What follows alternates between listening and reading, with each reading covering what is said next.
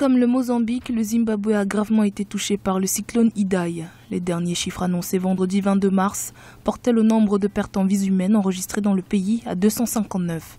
Selon des chiffres officiels, le district de Chimanimani, situé dans l'est du Zimbabwe, a été le plus touché. Les Nations Unies ont également confirmé vendredi qu'au moins 16 000 ménages avaient été déplacés des zones sinistrées. Il a commencé à pleuvoir vers 22 h. Il y avait des vents très forts. Ma maison a commencé à s'effondrer. Des débris me frappaient. Ma voisine Mbaimbamba est venue et elle a réussi à me faire sortir de la maison. Tous mes biens ont été emportés.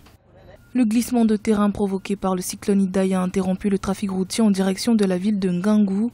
À l'heure actuelle, les secours dans les zones sinistrées sont principalement acheminés par hélicoptère, ce qui réduit considérablement l'efficacité des opérations de sauvetage.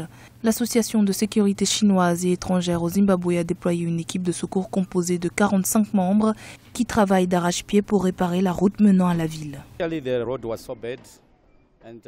Au début, la route était tellement mauvaise et nous faisions de notre mieux pour aider la communauté afin qu'elle puisse traverser.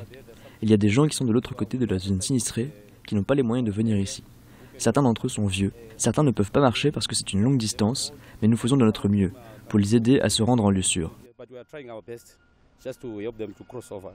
Au centre de commandement des secours en cas de catastrophe, les survivants font la queue pour obtenir de la nourriture, de l'eau, des vêtements et d'autres fournitures de secours. Des centres de suivi psychologique et d'examen physique pour les survivants ont également été installés alors que l'aide humanitaire s'organise.